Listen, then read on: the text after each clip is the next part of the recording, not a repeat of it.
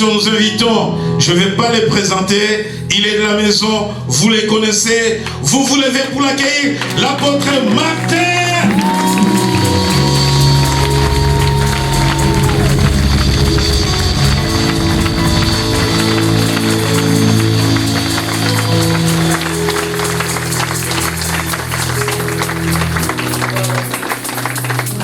Est-ce que quelqu'un est dans la joie d'être dans la présence du Seigneur? Est-ce qu'on peut manifester réellement cette joie?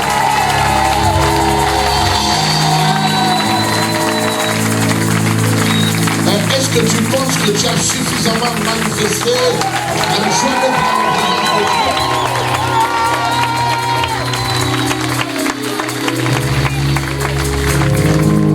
Dieu? Merci Jésus.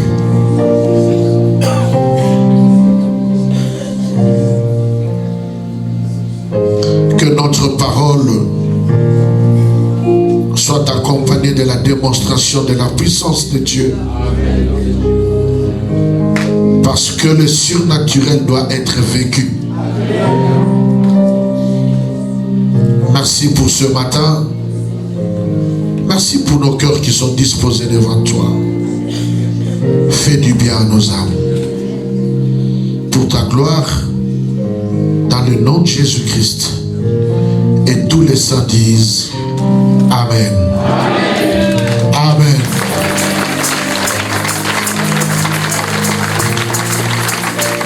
Nous prenons nos Bibles dans 1 Corinthiens chapitre 2.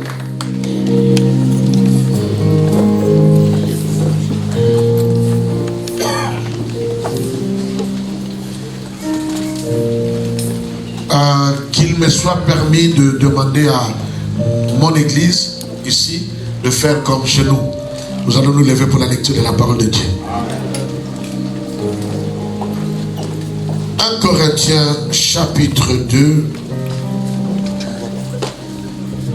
Avant de lire le verset qui va m'introduire dans le message, j'aimerais lire le verset 4 qui dit: et ma parole et ma prédication n'avaient rien du langage persuasif de la sagesse, mais l'Esprit Saint et la force de Dieu en démontraient la vérité. La parole doit être démontrée par la puissance de Dieu. Et la puissance de Dieu n'est pas seulement le fait de tomber, de crier, mais la puissance de Dieu fait d'abord quelque chose en nous, c'est une transformation. Amen. Et le reste vient après. Amen. L'Écriture dit ceci, le verset 14. Mais l'homme naturel ne reçoit pas les choses de l'Esprit de Dieu. Pourquoi? Car elles sont une folie pour lui. Et il ne peut les connaître. Parce que c'est par l'Esprit qu'on en juge. Le verset 15. L'homme spirituel, au contraire, juge de tout. Et il n'est lui-même jugé par personne. Pourquoi? Parce qu'il est spirituel.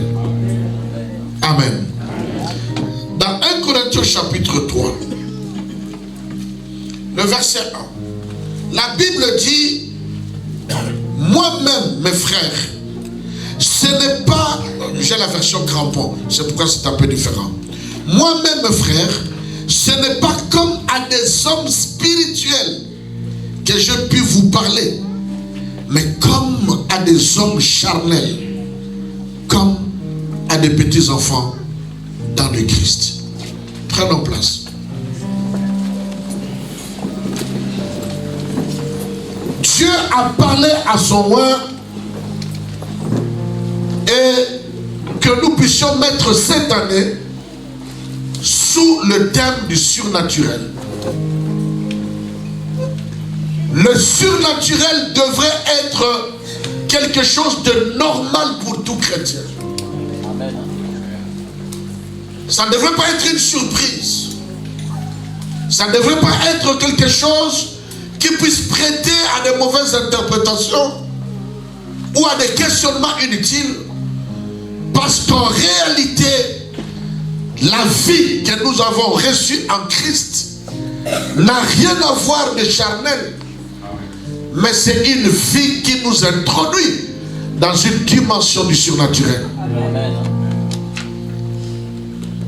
Et donc, nous sommes surnaturels parce que celui qui nous a créés est surnaturel. Amen. Amen. Ce que je vois, ce que tu vois, n'est qu'une enveloppe qui couvre le véritable moi. Et le véritable moi ne peut pas être touché, palpé par le naturel. Parce que le véritable moi est surnaturel.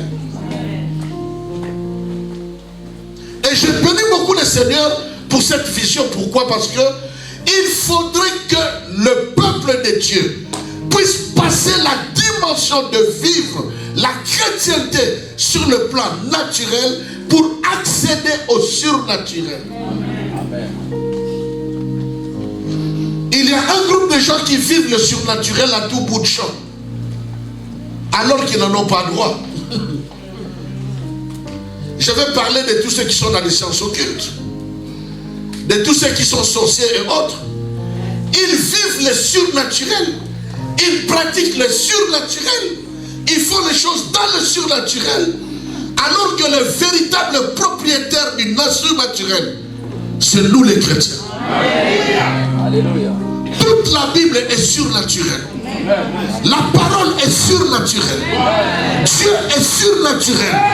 Le Saint-Esprit est surnaturel. Tu ne peux pas continuer à rester dans la dimension d'un homme naturel, même d'un homme charnel, sinon tu ne comprendras rien de ce qui est spirituel. C'est quoi le surnaturel? Le surnaturel, c'est tout ce qu'on ne peut pas toucher sur le plan naturel. Le surnaturel, c'est tout ce qui est au-delà de ce qui est naturel. C'est la capacité de pouvoir fonctionner au-delà du temps et de l'espace. Le surnaturel, c'est la capacité de pouvoir fonctionner au-delà du temps et de l'espace. C'est la capacité de pouvoir fonctionner au-delà du naturel. Le surnaturel, c'est la capacité de pouvoir entendre ce que l'oreille naturelle ne peut pas entendre. Voir ce que les yeux naturels ne peuvent pas voir et toucher ce que le naturel ne peut pas toucher. Parfois notre foi elle est vacillante. Pourquoi? Parce qu'elle est reposée sur le naturel. Alors qu'en réalité, Dieu n'a rien à voir avec le naturel. Le naturel n'est que l'expression du surnaturel. Est-ce que je parle à quelqu'un? Il faut que tu me comprennes très bien. Le naturel n'est que l'expression du surnaturel. La Bible dit que le soleil soit, que la lumière soit, et la lumière fut. Avant que la lumière ne se manifeste dans le naturel, Dieu l'a vit dans le surnaturel, elle existait dans le surnaturel, et Dieu prend ce qui est dans le surnaturel, il l'amène, comme nous avons dit, à l'existence. Quelle existence? À l'existence naturelle. Maintenant, l'apôtre Paul dit ceci. L'homme naturel ne peut pas comprendre les choses de l'esprit. Parce qu'elles sont une folie pour lui. Et il va s'adresser encore aux Corinthiens en disant, je n'ai pas pu vous parler comme à des hommes spirituels, mais je vous ai parlé comme à des hommes charnels. Pourquoi? Parce que vous êtes encore incapables de pouvoir transcender le naturel pour entrer dans le surnaturel. Mais il faudrait bien que l'Église puisse atteindre cette dimension Et cette dimension, c'est l'une des dimensions que nous appelons, dans un autre terme, la gloire. Parce qu'il y a la gloire que nous appelons kabod. C'est une dimension dans la gloire à laquelle nous ne pouvons pas accéder dans le naturel. Amen. Mais il y a ce qu'on appelle la gloire doxa. C'est cette capacité où l'homme, bien que dans le naturel, peut accéder à cela. Amen. Quelqu'un peut dire Amen. Amen. Quelqu'un peut dire Amen. Amen. Tout ce qui est spirituel. Je vais utiliser des mots que les chrétiens ont peur d'utiliser. Mais tout ce qui est mystique, c'est ça le surnaturel. Notre Dieu est mystique. J'ai écrit un livre, La mystique de la filiation spirituelle et sacerdotale. J'ai utilisé le terme mystique volontairement pour choquer certaines personnes. Parce qu'il y a certaines expressions et certains termes qui sont devenus comme si ça n'appartenait qu'à un groupe de gens, alors que ça nous appartient, nous qui sommes en réalité mystiques. Amen. Amen. En réalité, tout chrétien doit être incompris par celui qui n'est pas un chrétien. Est-ce que je peux avancer? Je suis dans l'introduction. En réalité, tout chrétien, à un certain niveau, doit devenir incompris par tous ceux qui sont charnels tout autour de lui. Pourquoi? Parce qu'il va commencer à parler un langage qui dépasse l'entendement humain. Il va commencer à déclarer des choses que le naturel ne comprend pas. Il va commencer à fonctionner dans une dimension que le naturel n'arrive pas à maîtriser. Parce que le surnaturel va au-delà de l'espace et du temps. La Bible dit, créons l'homme à notre image. Mais quel est ce Dieu-là qui nous a créé à son image? Combien de vous savent que Dieu n'a pas un corps masculin? Combien de vous le savez? On l'appelle Père non pas parce qu'il a un corps masculin, mais on l'appelle Père parce qu'il est la source de toute existence. Amen. Aux États-Unis, il y a un mouvement de femmes qui se sont dit, écoutez, Dieu n'est ni homme ni femme. Alors nous, pour nous, Dieu, comme Dieu est esprit, nous, pour nous, croyons que Dieu est une femme. Et ils ont tout changé. Elle prie même en disant, Dieu notre Mère qui est aux cieux. Que ton nom soit sanctifié. Parce qu'ils disent que Dieu est esprit et n'a pas de sexe. Dieu est appelé Père, non pas parce qu'il est un homme masculin, mais il est appelé Père parce que le terme Père, Patria, veut dire la source de toute existence. Mais ce Dieu est spirituel. Et quand il nous crée à son image, donc il nous a créé des esprits. Amen.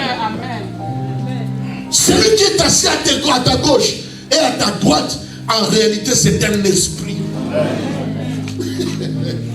Et un esprit n'a pas d'âge. Un esprit n'est pas limité ni par le temps ni par l'espace.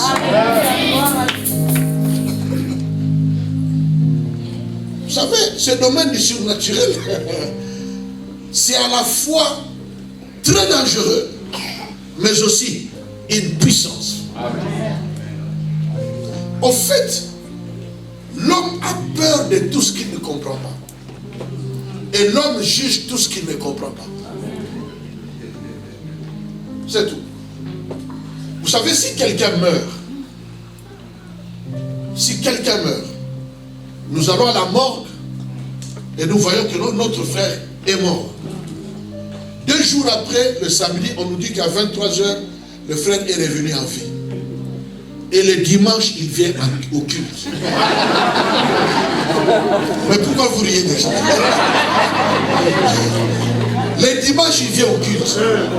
Et on dit, voilà le frère qui était mort hier, il va s'asseoir ici. Vous imaginez la suite? Tout autour ici, on aura des problèmes à voir des gens qui vont s'asseoir ici. Pourquoi? Parce qu'il était mort et il est revenu en vie. C'est-à-dire, il a transcendé le naturel. Il est allé dans un monde que nous ne maîtrisons pas, que nous ne comprenons pas, et il est revenu. Et en étant revenu, nous le regardons dans la chair, mais nous comprenons qu'il devient mystique. Ça devient flou. On ne sait plus ce qu'il voit et ce qu'il ne voit pas. Vous comprenez?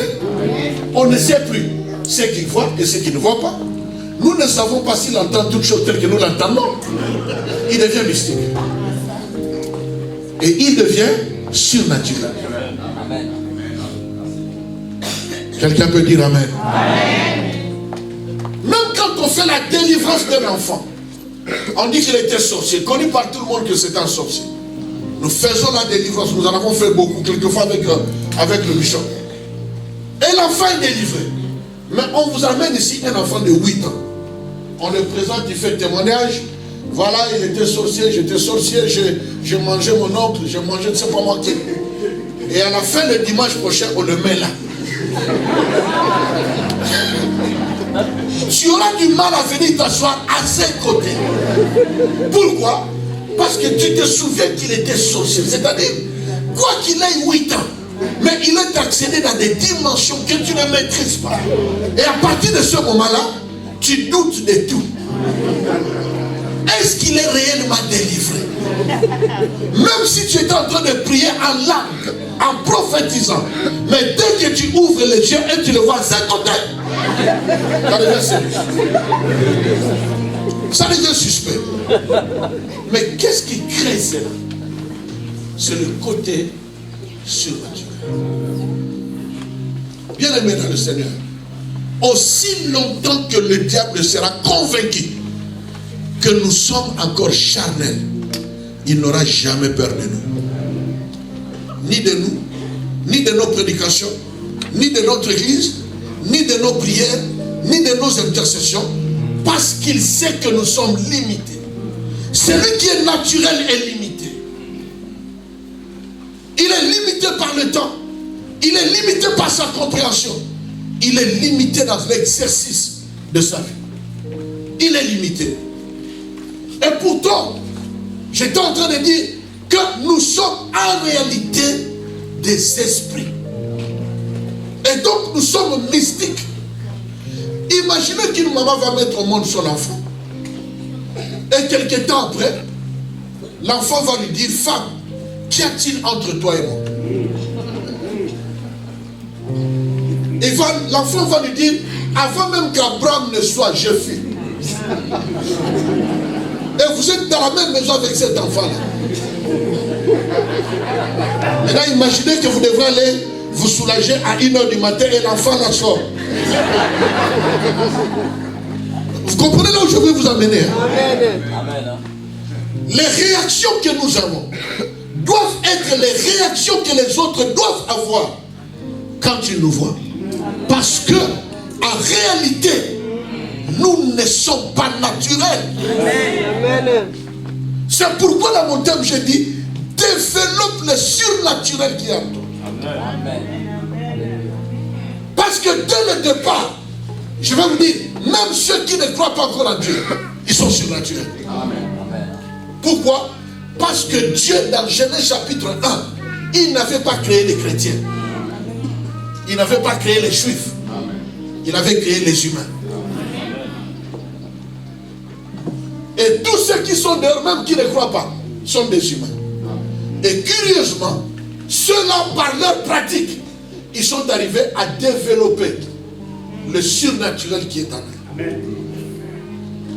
Il y en a de ceux-là qui peuvent dompter les lions, les guépards, les léopards, et ils vivent avec eux dans la même maison.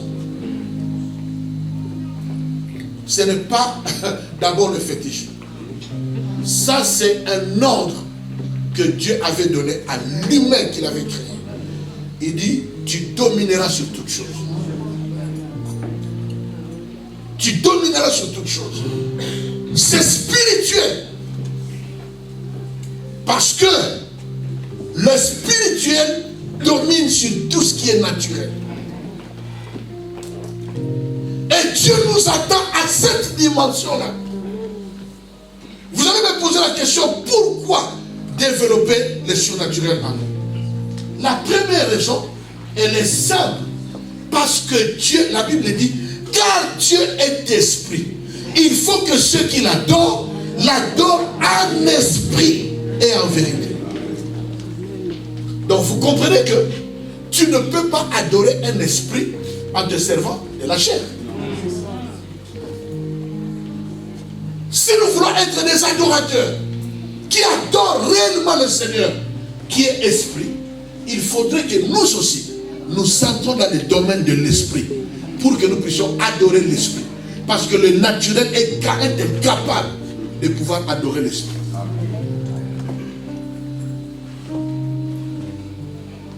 Quelqu'un dit Amen. Amen. Quelqu'un dit Amen. Amen. Il y a une deuxième raison. La deuxième raison, elle est simple aussi. C'est parce que nous-mêmes, nous sommes spirituels. Mais seulement, nous ne nous rendons pas compte de cela. Au point que nous prenons tellement soin de ce qui est naturel en nous et nous négligeons le côté surnaturel. La Bible dit, les méchants ne résistent pas dans la présence des justes. Mais nous sommes justes par l'esprit. Mais qu'est-ce que nous réalisons aujourd'hui? Ce sont les justes qui ne résistent pas là où il y a un méchant. Pourquoi? Parce que le méchant, il est dans le domaine spirituel que nous n'avons pas encore transcendé et nous croyons qu'il nous a fait du mal. Nous croyons qu'il est capable de nous faire du mal. Moi, j'ai toujours dit, tous les sorciers de mon village, ils peuvent venir dormir chez moi à la maison. Ce sont eux qui auront des problèmes et pas moi. Est-ce que je t'amène quelque part? Est-ce que je t'amène quelque part? Il y a un homme de Dieu qui est venu, un homme de Dieu de Paris, je ne vais pas citer son nom, un homme que Dieu a beaucoup utilisé aussi en France ici. Une fois il est venu en Allemagne parce qu'il avait ses courses personnelles à faire. Il m'a appelé, j'ai dit, il n'y a pas de souci, tu peux venir passer le temps chez nous. Et il est venu. La première nuit où qu'il a passé chez nous, le Seigneur va lui révéler quelque chose. Le Seigneur va lui révéler qu'il y avait un groupe de gens méchants qui venaient et qui voulaient m'attaquer moi et attaquer notre maison. Et ces gens sont venus de loin jusqu'à arriver sur notre avenue. Mais quand ils sont arrivés sur notre avenue, ils avaient maintenant un problème. Ils ont retrouvé l'avenue, ils ont vu le bâtiment, mais ils ne voyaient pas ma maison. Ils ne retrouvaient pas, je peux citer son nom, le pasteur. Et ils ne voyaient pas ma maison. Alors ils étaient là en train de se disputer. Mais oui, mais c'est ça le bâtiment. Mais où est la maison? Mais c'est ça le bâtiment. Mais où est la maison? Pendant qu'ils se disputaient, c'est jusqu'au vers 4h, 5h du matin, nous nous sommes réveillés. Le pasteur s'est réveillé dans ce songe. Et le songe avait pris fin. Et les méchants n'ont pas pu accéder. Le matin, quand il s'est réveillé, il m'a passé ce témoignage. Je lui ai dit ceci. Pasteur, je fais une petite prière de foi chaque fois avant de dormir. Je dis, Seigneur, je vais dormir. Je couvre ma maison dans le sang de l'agneau. Je rends ma maison invisible devant l'ennemi. C'est une petite prière simple. Mais qui a un impact que tu ne peux pas supposer. Et j'ai eu le témoignage de la puissance de cette parole. Quand ce pasteur est venu, j'ai toujours fait cette prière. Par la foi que bon, ça va marcher. Mais cette fois-là, le Seigneur m'a envoyé un homme de Dieu, un homme de prière, qui m'a montré l'effet de cette prière. En fait, qu'est-ce qui se passe? C'est que par des voies surnaturelles, je fais disparaître ma maison chaque nuit.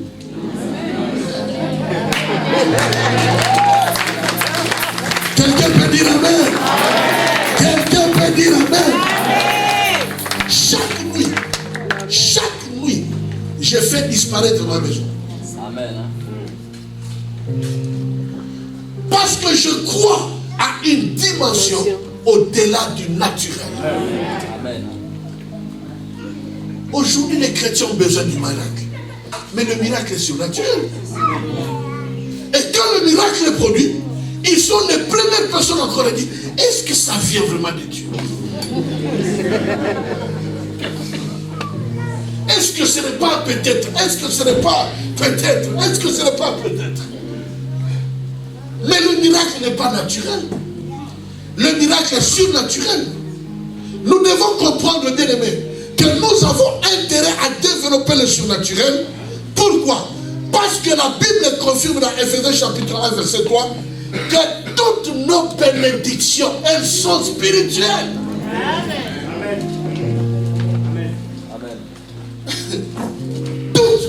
La Bible dit, car Dieu nous a bénis de toutes les bénédictions spirituelles dans les lieux célestes. Maintenant, comment vas-tu accéder dans les lieux célestes avec ton corps naturel? Comment peux-tu entrer en possession de tes bénédictions avec un corps naturel? Le corps ne te sert que d'enveloppe pour te permettre de fonctionner dans le naturel. Mais en réalité, tu es spirituel. Amen. De la même manière que tu développes ton corps, le naturel en toi, par la nourriture, par les repas, par les régimes, par que sais-je encore, tu as la capacité de pouvoir développer le surnaturel et devenir mystique même dans ta propre famille. Nous avons intérêt à développer le surnaturel parce qu'en tant que combat, en tant que chrétien, tous nos combats, je dis bien, tous nos combats sont surnaturels. Ephésiens 6. Et je suis au Jubilé. Jubilé, c'est une maison de combat et de puissance. Amen. Il y a des combats de victoire que vous n'obtiendrez jamais si vous n'atteignez pas une certaine dimension du surnaturel. Laissez-moi vous donner un exemple dans Daniel chapitre 9 et 10. C'est un texte très prophétique, mais je ramène ça au parvis. Dieu, Daniel va prier pour comprendre qu'est-ce qui s'est passé sur sa vie et sur son peuple. Alors il entre dans la prière. Et quand il va prier, Dieu, Daniel 9 et 10, Dieu va libérer la prière. Il écoute la prière de Daniel et Dieu libère la bénédiction. Maintenant, pendant que la bénédiction venait, la Bible dit clairement, c'est Gabriel qui venait avec la bénédiction. Maintenant, qu'est-ce qui se passe? La Bible dit que le roi de Perse est allé intercepter Gabriel pour empêcher Gabriel d'amener la bénédiction vers Daniel. Maintenant, pendant que tout cela se passe, Daniel n'est informé de rien. Il y a eu le combat tel qu'il a eu. La Bible nous dit ceci. Le combat était tellement rude que Dieu a dépêché maintenant l'archange Michael. Il dit, Michael va intervenir. Vous voyez les choses qui se passent dans le monde spirituel. Pendant que l'homme de Dieu a libéré une bénédiction pour toi, une parole de bénédiction, pendant que tu as prié, Dieu a libéré la bénédiction. Mais dans le monde spirituel, dans le monde surnaturel, dans le monde mystique, il y a un combat qui se passe dont tu es ignorant. Gabriel amène la bénédiction, mais le roi de Perse l'intercepte. Il bloque la bénédiction. Le combat est tellement rude que Dieu dit, bon, Michael maintenant descend. Et Michael descend pour combattre l'ennemi, le roi de Perse, et il prend la bénédiction et il ramène vers Daniel. Mais Daniel était dans quel état? La Bible dit, Daniel, sans le savoir, il a décidé de passer 21 jours dans les jeûnes et prières. Or, les combats aussi avaient pris 21 jours. Amen.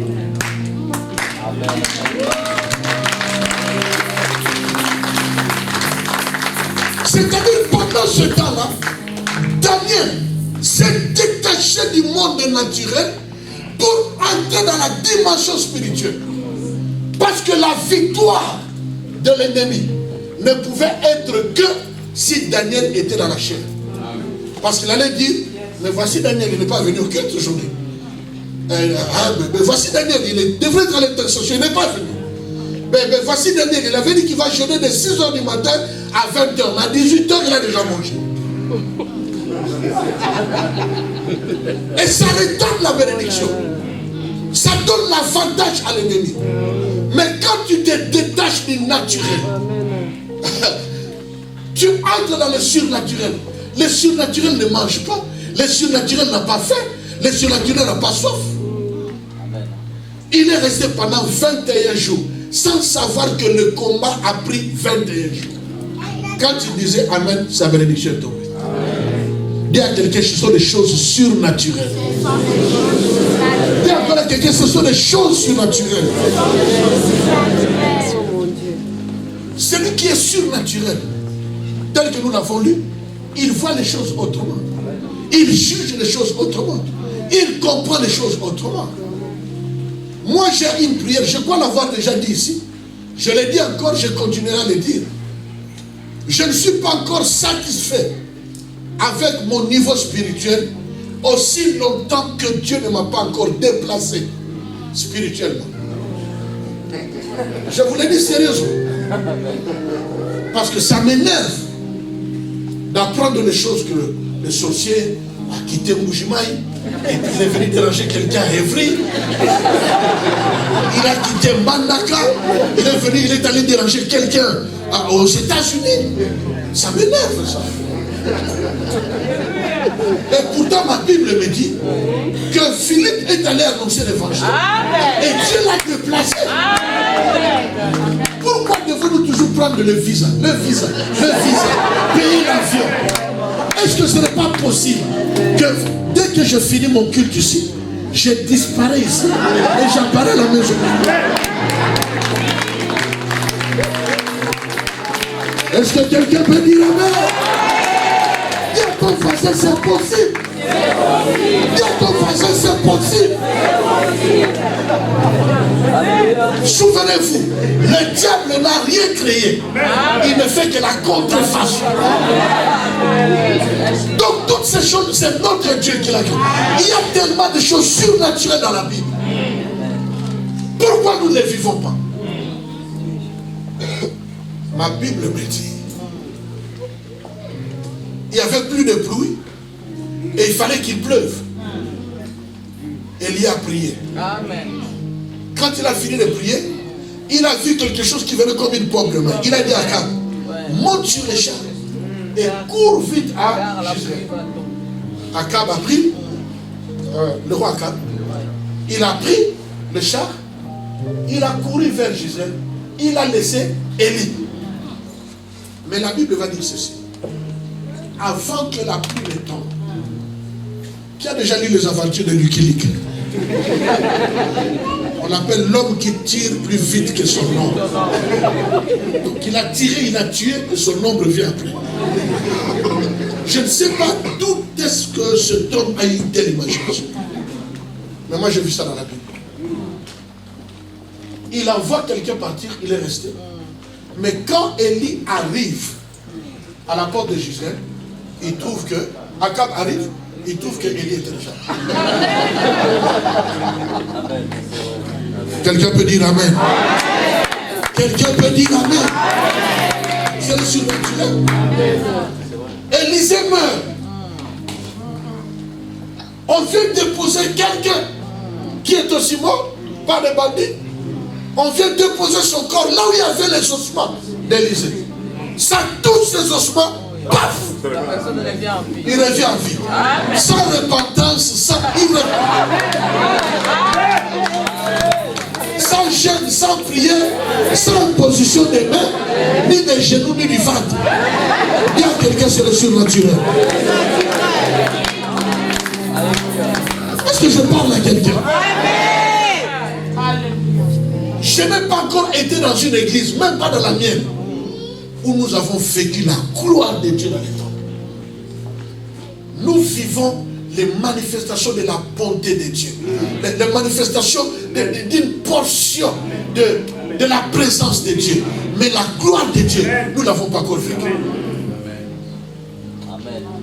Parce que nous ne croyons pas. La Bible dit il faut que celui qui s'approche de Dieu croit que Dieu existe et qu'il est le rémunérateur de ceux qui le cherchent. La foi est la main invisible que Dieu t'a donnée pour capter et accéder à des choses immonamables, invisibles.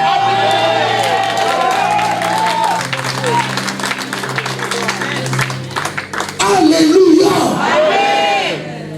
Jusqu'à quand resteras-tu un chrétien charnel, un chrétien bébé? Jusqu'à quand? Partout où je vais, je le dis. La Bible dit, Exode 3,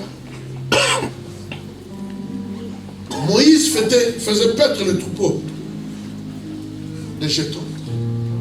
Et il entend une voix. Moïse, Moïse.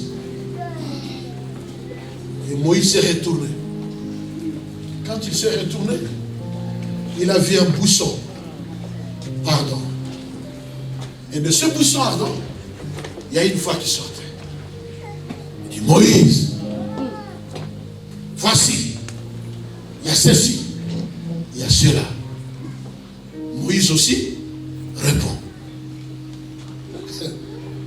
Il dit, tu m'envoies? Il dit, oui. D'accord. Mais qui es-tu? La voix répond. Et après, il dit, bon, d'accord. Mais moi, je viens d'un monde où tous les dieux ont leur nom. Maintenant, toi, tu m'envoies. Je ne connais pas encore ton nom. Est-ce que tu peux me dire, c'est quoi ton nom? Va leur dire, je suis celui qui suis. D'accord. Bon, là, je suis content. Je suis d'accord. Mais quelle est la preuve? Vous comprenez ça? Amen. Quelle est la preuve? Moïse parlait avec Dieu face à face. Moïse parle, lui répond. Il répond, Moïse parle. Et ainsi de suite. Avec un être qui ne voit pas.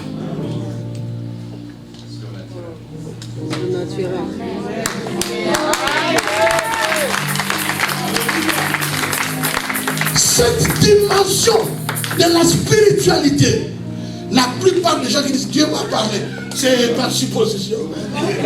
Par supposition, par conviction des cœurs. Après un songe, Dieu m'a parlé. Mais Dieu m'a parlé où tu étais quelque part, il y a une voix qui sort, toi aussi tu réponds, une voix qui sort, et toi aussi tu réponds.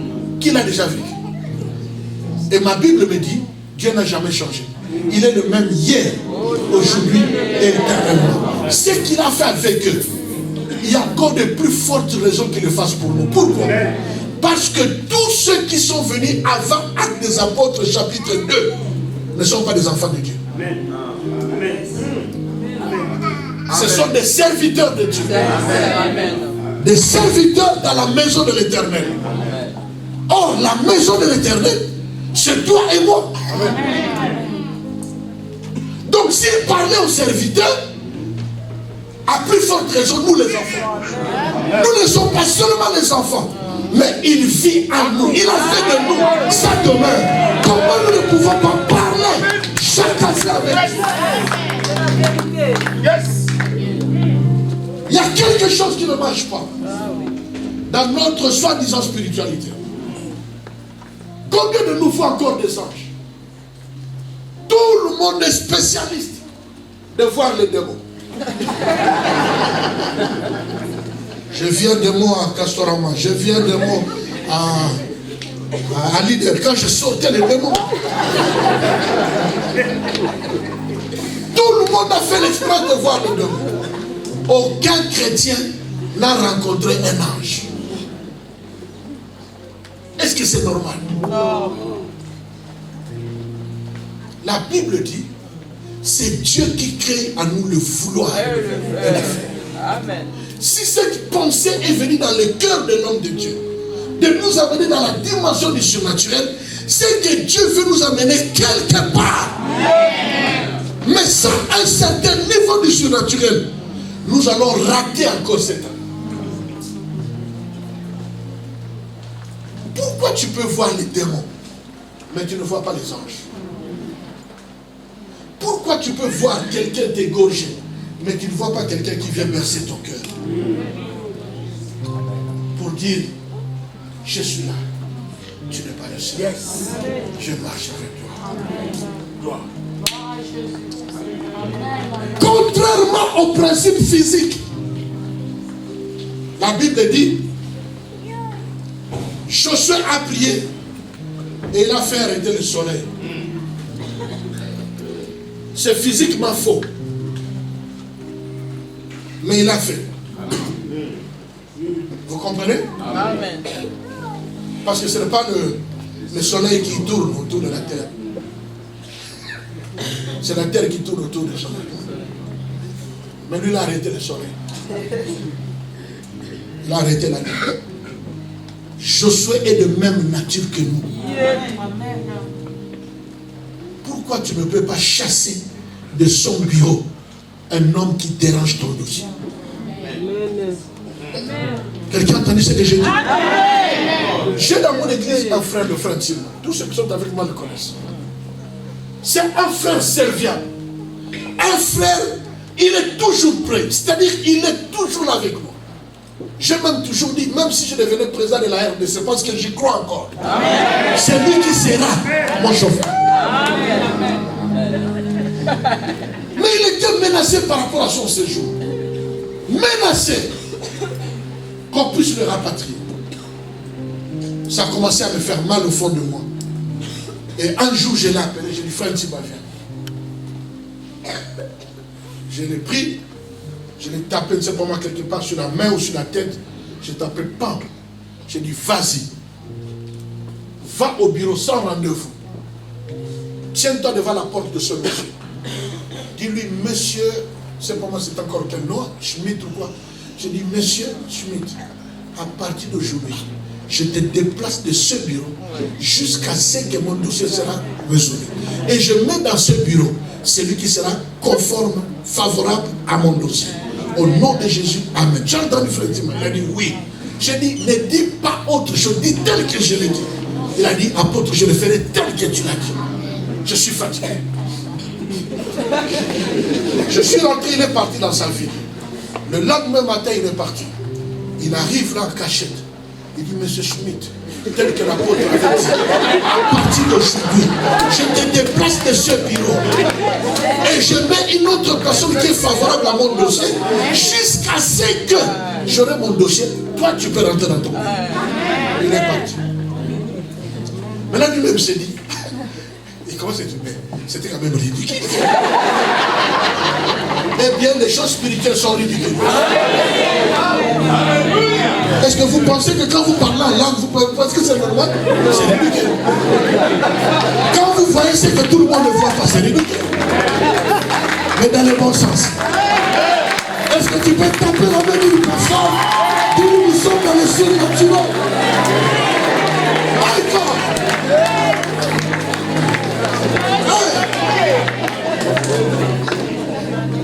La Bible dit, si c'est seulement pour les choses de ce monde que vous cherchez Dieu, vous êtes les plus malheureux.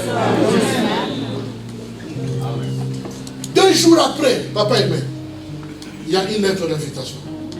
Il est convoqué par M. Schmitt.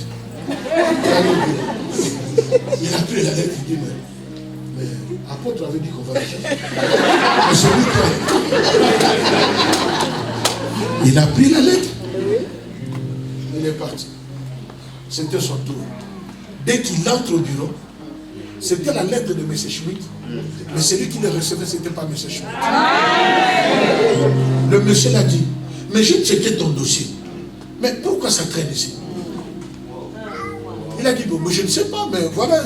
Il dit, c'est M. Il dit, non, M. Schmitt, il n'est pas là parce que le chef, le secrétaire du chef est en vacances et puis on l'a pris pour aller travailler là. Il a dit quoi? Face. On lui a répété. Avant qu'il ne parle, pour lui c'était déjà fini. Le monsieur dit, je ne sais pas pourquoi ton dossier est ici. Attends. Il est allé à gauche, il est allé à droite, il est ressorti. Bam, bam, bam. Il lui donne son séjour. Il a son séjour jusqu'à aujourd'hui. J'aimerais dire à quelqu'un, surnaturel. Tu peux chasser quelqu'un de son bureau. Amen. Pour qu'on traite d'abord ton dossier.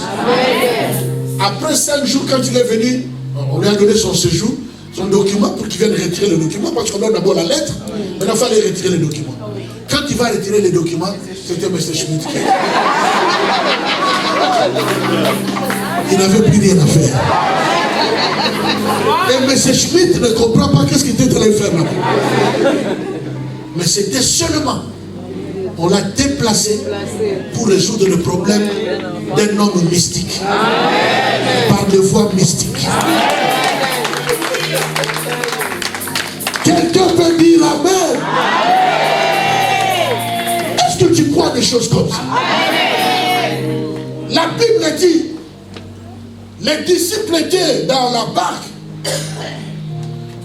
et ils ont vu quelqu'un venir marchant sur l'eau. C'est naturellement impossible.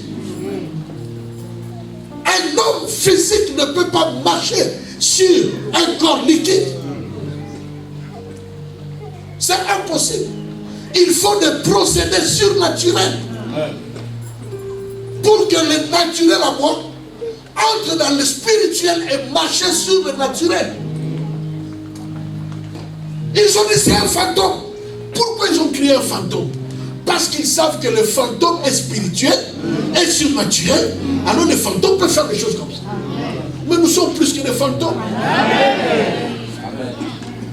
Quelqu'un peut dire Amen? Il dit non, ce n'est pas un fantôme, c'est moi Jésus. Pierre dit c'est toi Jésus. D'accord. Si c'est toi, ordonne que je marche. Et Jésus a dit Pierre, marche. Au fait, qu'est-ce que Jésus a fait? Jésus a pris la parole surnaturelle. Il a plongé sur l'eau naturelle. Pour permettre à Pierre d'accéder dans la dimension surnaturelle. Et finalement, Pierre n'a pas marché sur l'eau. Mais il a marché sur la parole. Parce que Pierre en tant qu'homme ne pouvait pas marcher sur l'eau. Mais il est passé du corps naturel au corps spirituel sans qu'il ne le sache. Et il a marché sur la parole qui est aussi le roc. On lui a glissé un tapis surnaturel. Et il a commencé à marcher sur la parole et lui pensait qu'il marchait sur l'eau. Et à un certain moment, quand il a entendu les bruits, c'est ça le problème. Il avait entendu la voix du Seigneur, il a marché sur l'eau. Mais après, il entend la voix des vagues. Quand il s'est retourné, le fait de se retourner, il est redevenu automatiquement naturel. C'est-à-dire quoi? Il a pris conscience. Mais non, moi je ne peux pas marcher sur l'eau. Le surnaturel t'amène dans la dimension où la conscience ne marche pas, devient stérile. C'est pourquoi la Bible dit que la foi est une ferme assurance des choses qu'on espère. On ne s'arrête pas là, mais une démonstration de celles qu'on ne voit pas. Tu espères dans l'esprit, tu démontres dans le naturel. Amen. Tu n'as pas encore l'enfant, mais parce que la parole de Dieu a proclamé, amen, tu viens avec une poussette ici. Mais la foi est une folie. Tu viens avec la poussette tous les dimanches avec ta poussette. On met les poussettes pour là-bas. Quand tu sors de la poussette, tu sors ta Bible. À la fin du culte, tu rentres. Tu prends ta Bible, tu mets dans la poussette. Et tu prends ta poussette. C'est ce qu'on appelle la démonstration de celle qu'on ne voit pas. Quand on était aux affermissements au campus Auguste, on nous a donné l'exemple d'un bien-aimé qui devrait aller faire un programme très important. Et juste quand il voulait sortir, la pluie menaçait. Et tellement que la pluie menaçait, il a exercé sa foi. Alors, il est sorti, il a dit, pluie, je pars. Au nom de Jésus, arrête-toi parce que j'ai des choses à faire. Et tu peux pleuvoir que après mon retour. Amen. Amen. Il rentre dans la maison, il prend le parapluie et il sort. Vous avez compris ça? Il a effacé lui-même. Non pas l'acte qui nous condamnait. Mais il a effacé lui-même sa propre prière. Il a dit, Seigneur, j'ai prié. Mais on ne sait jamais.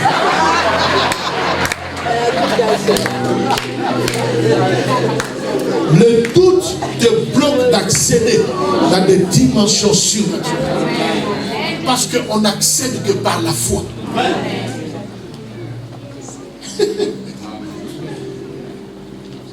Amen, amen. J'ai prié, Dieu est capable. Mais on ne sait jamais. La Bible dit, sans la foi, il est impossible de lui être. Tu ne peux pas plaire à Dieu si tu n'as pas la foi. Parce que la foi met Dieu contre le mur. On a proclamé ici, tout le monde sait que tu as fait 15 ans dans le foyer, tu n'as pas d'enfant. Une parole est sortie à laquelle tu as cru. Et à partir de dimanche prochain, tu viens avec ta poussière. Il faut avoir la foi. Amen. Une foi qui brise la honte. Amen. Une foi qui n'entend plus les railleries des gens. Amen. Une foi qui voit ce que les autres ne voient pas. Amen. Tout le monde regarde dans ta poussière, il n'y a pas d'enfant. Mais quand toi tu regardes dans ta poussière, tu vois 2 enfants. My God. Parce que sans cette foi, tu ne peux pas plaire à Dieu. Impossible. Deux dernières choses. Il y a une différence entre la voix et la parole. Il y a une grande différence entre la voix et la parole. La même parole peut être prononcée par 10 personnes, mais ce qui va faire la différence, c'est la voix. Beaucoup de gens entendent la parole de Dieu, mais n'arrivent pas à discerner la voix de Dieu. Je te replonge dans les Écritures. Dieu dit, il parle à Abraham. Il dit, offre-moi ton fils sur la montagne que je vais t'indiquer. Abraham a écouté Dieu. Il était convaincu que c'est Dieu qui a parlé. Abraham a pris son fils en jonglant sa femme. Les serviteurs ont posé la question. Il a jonglé les serviteurs. L'enfant posait la question. Il a dit, Dieu pour voir appétit. Parce qu'il était sûr. J'ai écouté Dieu. Si je dis à ma femme avec son cœur de mère, ça va changer. Si on dit au serviteur, ils vont me prendre pour un sorcier. Si je dis à mon fils, quoi, c'est pour dire, mais quel père? Alors je ne dis à personne. Il prend l'enfant, il monte sur la montagne indiquée. Arrivé là-bas, il prépare le bois, il prépare toutes choses. Alors la Bible dit qu'il va prendre l'épée ou la machette. Juste au moment où il voulait frapper sur l'enfant, il y a encore une parole qui sort. Abraham! Ne tue pas. Maintenant, qu'est-ce qui a sauvé Abraham? Est-ce la parole ou la voix? La voix, yes. La voix. Parce que la Bible appelle le diable l'ange des lumières. C'est-à-dire le diable peut copier toutes choses. Les langues, les prophéties, le miracle, le diable copie tout ça. Mais ce qui va faire la différence, c'est ta capacité de reconnaître la voix de Dieu. Pour que tu saches que ici, c'est la même personne. Celui qui m'avait dit de partir, c'est lui qui m'a dit d'arrêter. Parce que c'était deux paroles contradictoires. Si Abraham ne connaissait pas la voix de Dieu, il allait tuer son fils. Parce que c'était un homme tellement obéissant. Mais tu ne peux pas connaître la voix de ton Dieu si tu n'entres pas dans l'intimité avec cet homme. Les chrétiens, nous avons un problème avec l'intimité avec Dieu. L'intimité a à voir avec la profondeur. La profondeur de la connaissance. C'est-à-dire, l'autre n'a plus besoin de parler pour que tu comprennes ce qu'il est en train de dire. La profondeur dans la relation. Notre vie chrétienne est devenue superficielle. Il n'y a plus de profondeur dans nos relations avec Dieu. La Bible dit qu'Abraham était l'ami de Dieu, au point que Dieu était devenu incapable de lui cacher des choses. Il dit, je vais détruire son homme et Gomorrhe, mais je ne peux pas cacher ça à Abraham, parce que c'est mon ami. Pourquoi? Parce qu'il y avait une profondeur dans la relation entre Abraham et son Dieu. L'intimité exige des moments privés, personnels, qu'on prend avec le Seigneur. L'intimité exige le moment de retrait. On se retrait de tout le monde, on se retire de tout le monde pour passer 1 heure, 2 heures, 3 heures du temps. On nous enseigne au campus ou Christ le culte personnel. Amen. Ça n'existe plus. On a trop à faire. On est trop occupé. Sauf avec celui qui nous a créés. Il n'y a plus d'intimité. Il n'y a plus de profondeur. Parfois même dans les couples, il n'y a plus de profondeur. L'homme peut regarder sa femme pour dire que non, ne fais pas ça. Et puis la femme dit, oh, t'es la mamie, tu me regardes. Alors que c'est un message codé pour que les visiteurs ne viennent. Pourquoi? Parce qu'il n'y a pas d'intimité. L'homme est trop chargé dans ses affaires. La femme est trop chargée dans ses affaires. Il n'y a plus d'intimité ni entre le couple, ni entre les parents et les enfants. Les visiteurs peuvent être là. Les enfants sont au salon en train de faire ceci du temps de l'enfant. Télévision, sur du temps de l'enfant. Pas 1500 chaînes. Maintenant tu regardes tes enfants pour qu'ils comprennent qu'ils doivent aller dans leur chambre. Et il peut te dire, papa, tu me regardes beaucoup.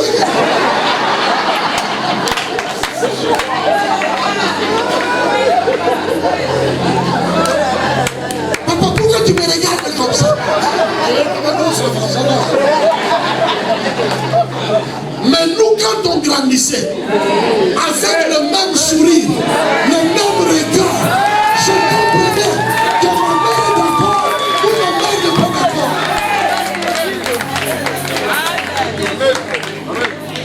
Mais la génération d'aujourd'hui, il faut taper son va dans la chambre.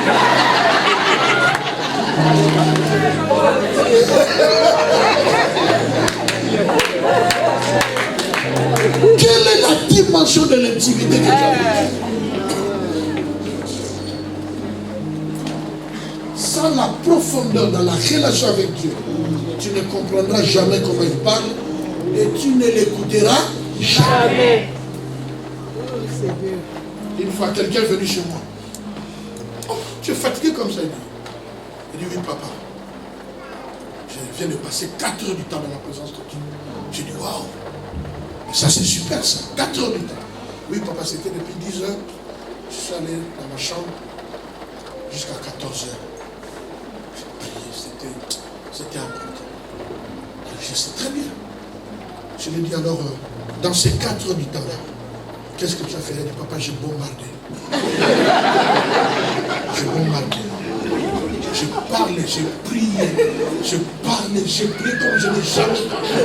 J'ai prié, j'ai prié, j'ai prié. il ne restait plus que ma sueur se transforme en goutte. J'ai prié. J'ai dit, ah bon? Et à la fin, j'ai dit Amen. Quand j'ai senti que je n'avais plus rien à dire, j'ai dit Amen. C'est pourquoi j'ai donné vraiment à Dieu tous mes dossiers. Je lui ai dit, tu n'as rien fait. Il m'a dit quoi? J'ai dit, tu n'as rien fait du tout. J'ai dit, imagine que tu viens me voir pour me parler. Tu parles pendant 4 heures du temps, dès que tu finis, tu t'en vas. Et après, tu as besoin de ce que moi je vais dire. J'ai dit, tu vois ce que tu as raconté pendant 4 heures du temps. Dieu connaît ça beaucoup plus précisément que toi. Mais ce dont tu avais besoin, dans ces 4 heures-là, prendre ne fût-ce qu'1 heure du temps à l'écoute de Dieu. Bien-aimé, je vous dis ce que j'ai vécu en Chine. Quand on arrive à développer l'écoute de Dieu, à un certain moment, tu peux entendre dans ta chambre quelqu'un te parler. Tu me parles, tu es seul. Tu te concentres, tu entends une voix. Bien-aimé, Dieu parle encore. Amen. Pas seulement dans la prédication, pas dans la prophétie, dans l'intimité, dans la chambre. Une voix peut apparaître. Amen. Et te parler clairement. Amen. C'est la vérité. Je parle des choses surnaturelles. C'est possible. Amen. Mais le problème c'est quoi? On n'est pas concentré. Nous avons chargé notre esprit avec des matchs de football, avec les films des Nigériens. Même quand moi je connais quelqu'un et il ne comprend pas l'anglais. Mais il peut t'expliquer tous les films des Nigériens. Ma soeur. Et il te donne même l'exemple. Il dit que non, celui-là c'est le cousin de tel. Mais il ne parle pas anglais. Dès que vous sentez dans la prière, ce sont les acteurs là de films qui passent. Mais demandez à la même personne de te réciter 5 versets par cœur. Rien du tout. Quelle est la dimension de ton intimité avec Dieu? Si tu ne développes pas l'intimité avec Dieu, tu n'écouteras pas Dieu. Tu ne sentiras jamais quand Dieu bouge quelque chose en toi. Tu ne le sentiras pas. Et tu ne sauras jamais agir dans le temps et dans la ligne de Dieu. Et à cause de cela, on peut beau prêcher, faire des miracles, tu resteras naturel.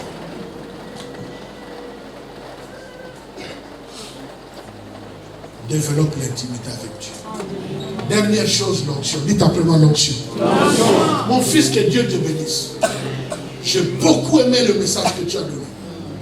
J'ai dit, hé, Fabrice, tu parles déjà des choses comme ça. En plus, c'est ça mon autorisation.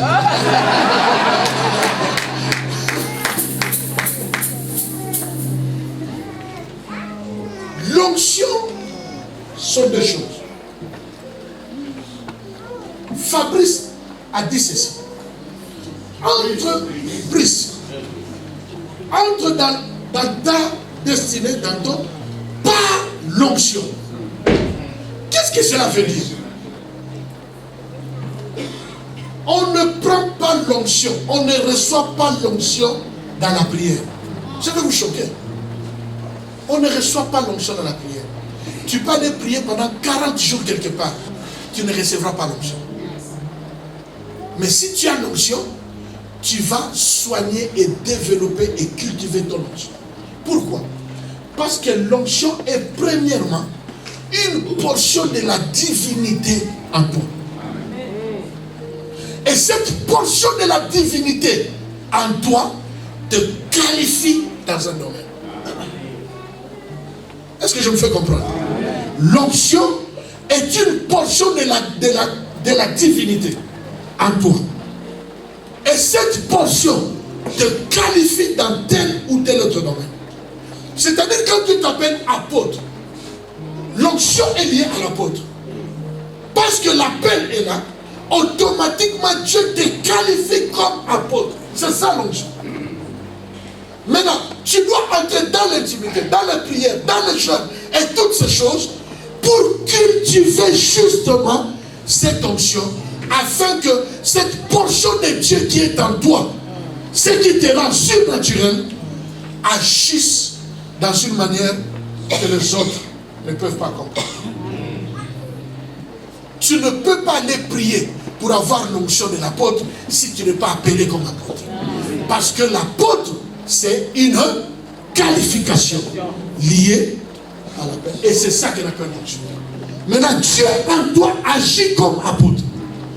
Dieu en toi agit au travers d'un don spirituel. Donc si tu ne connais pas le domaine de ton onction, tu ne sauras pas quoi cultiver, quoi développer, et dans ce domaine tu ne seras jamais surnaturel. Parce que c'est dans ce domaine-là que tu vas manifester ton surnaturel.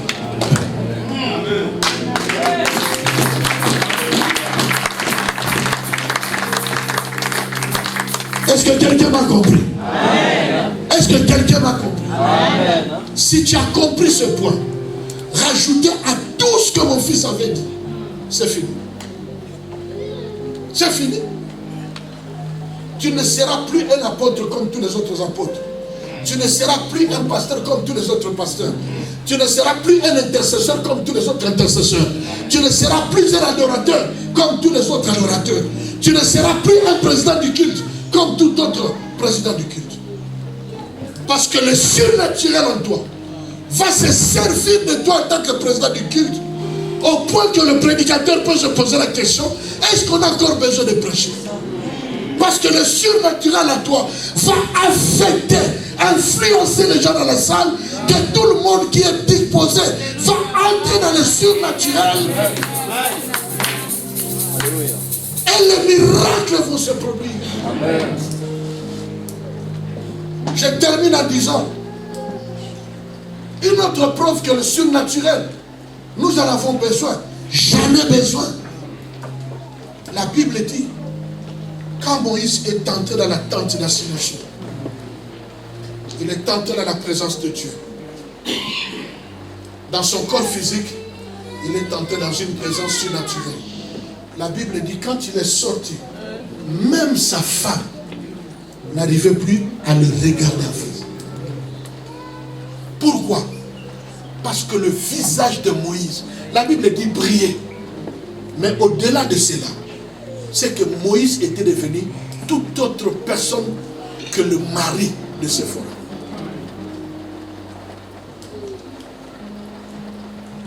Mais nous pouvons sortir des jeûnes de prière de 40 jours.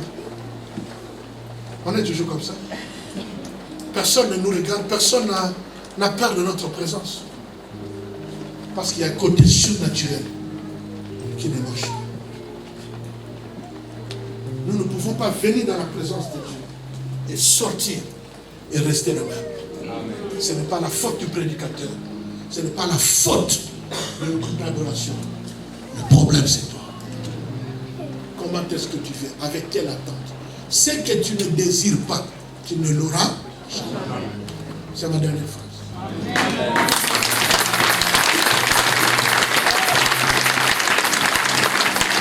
Ce que tu ne désires pas, tu ne l'auras jamais. C'est pourquoi la Bible dit que celui qui a soif, qu'il vienne. Il dit, que veux-tu que je fasse pour toi? Je vais être guéri. Ce que tu ne désires pas, tu n'auras jamais. Si tu ne désires pas le surnaturel, tu ne vivras jamais le surnaturel. Vous voyez tout ce que je vous ai décrit ici. Gloire à Dieu. Mais le surnaturel mérite d'être vécu. Amen. Il faut que tu commences à donner des expériences où tous les hommes naturels tout autour de toi et les chrétiens charnels ne vont plus jamais comprendre. Je vous dis, ma petite soeur de mon épouse est ici. Moi, si ma femme, pour que je sache que ce jour-là, mon domaine surnaturel ne fonctionne plus trop bien, c'est si ma femme juste commence à me voir normal. Là, je dis, il y a un problème avec moi. Parce que je veux toujours garder une dimension où je sois toujours une surprise pour ma femme. Parce que dans la chair, je suis son mari. Mais dans le surnaturel, je n'ai rien à voir avec elle. C'est ma fille spirituelle. Donc il faut que ce côté mystique reste. Même par moment, on se croise par la porte et tremble pas parce qu'il y avait l'onction. C'est que ça marche encore.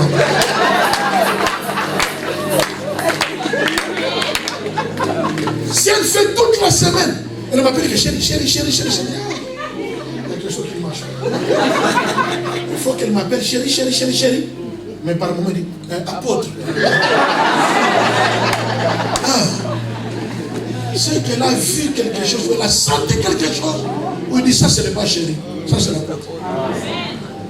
Mais si l'apôtre devient chérie du 1er janvier au 31 décembre, si nous pouvons nous lever dans la présence de Dieu.